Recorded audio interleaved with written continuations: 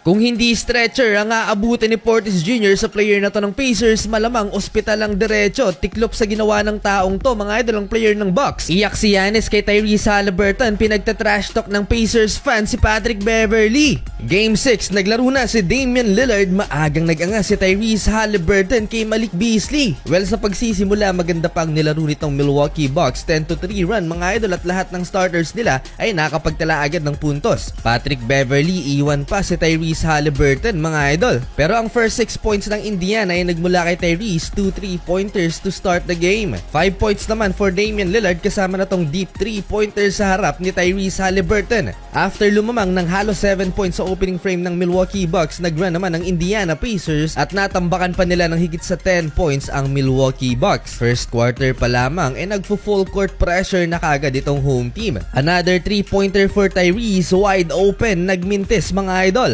Last 3 minutes sa fast break points na to ng Pacers, dito na nag-anga si Tyrese Haliburton at pasigaw-sigaw sa harap ni Malik Beasley. Nakapag-steal pa siya sa inbound pass ng Milwaukee Bucks at itong si TJ McConnell pasigaw-sigaw na rin. Natapos ang opening quarter, lamang ng 9 points ang Indiana Pacers, 33-24. To start the second quarter for Milwaukee Bucks, Damian Lillard again from deep, almost logo shot mga idol for Dame time. Nag-mini run ang Milwaukee Bucks, Chris Middleton running jump shot and one. Nag-run ulit ang Indiana Pacers at umabot na ng 11 points sa kanilang lamang sa visiting team. Problemado itong si Greg sa bench dahil isang talo na lang mga idol, by playoffs na sila. Solid ang bench points for Pacers, 17 combined points mga idol si Obi Toppin at TJ McConnell. Habang sa Milwaukee, nakaka 1 point pa lang ang kanilang second unit. Napakaganda naman ng play na to ni Tyrese Haliburton, cleaning up his own miss. 15 points sa first half si Tyrese. Travel sa play na to mga idol si Miles Turner. Na-hype ang bench ng Bucks, napasuntok pa si Goat Thanasis. Yun nga lang, sa crossover at driving layup na to ni Tyrese Haliburton,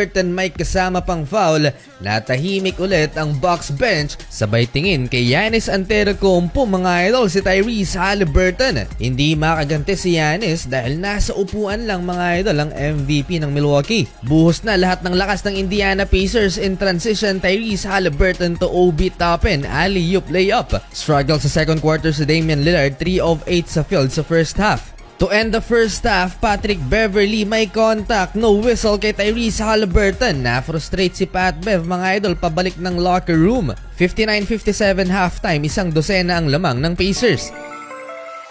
Second quarter, Damian Lillard corner pocket 3-pointer to start the offense for Milwaukee. Baba ulit sa 7 points ang inahabol ng Bucks dahil kay Dame time. Pero agad namang may sagot mga idol ang Indiana Pacers, balik sa isang dosena ang kanilang lamang at nang napa-timeout mga idol ang Milwaukee, hawak ni Tyrese Haliburton ang bola. Sumundot pa si Damian Lillard at etong si Bobby Portis Jr. sumali pa at nakipag-trash talkan. Pero hindi nila inasahan ng pagsali mga idol sa aksyon ni James Johnson, ng former kickboxer na player ng Indiana Pacers. Kinumpronta mga idol si Bobby Portis Jr. agad na umatras. Kalabanin mo na talaga lahat ng players sa NBA, wag lang mga idol itong si James Johnson, talagang may kalalagyan ka pag nagkataon.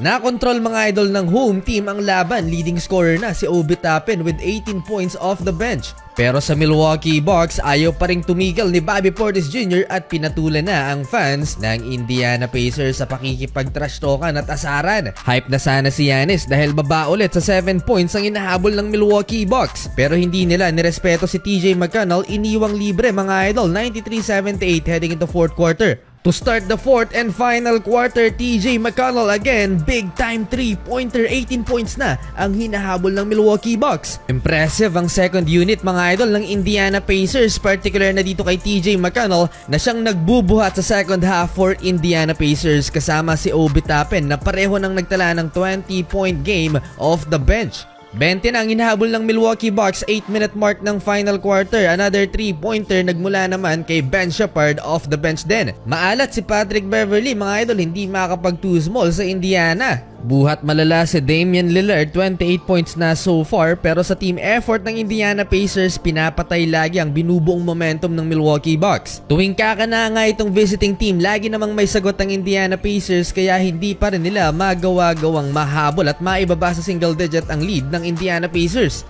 Down the stretch last 3 minutes, nilabas na si Chris Middleton at hindi makatingin sa camera na iiyak. Nakabawi ang Pacers fans kay Patrick Beverley. Nasa bench mga idol si Pat Bev, pinagta-trash talk. Sa huli, panalo ang Indiana Pacers, Boracay na si Giannis Antetokounmpo. Hatid ng 1xBet ang video ito, up to 6,000 pesos first cash in bonus. Gamitin ang link at code na nasa comment at iset na ang iyong parlay mapa NBA, PBA o iba pang sporting events. Sa 1xBet, siguradong legit at mabilis ang cash out, pero paalala, keep it fun and gamble responsibly.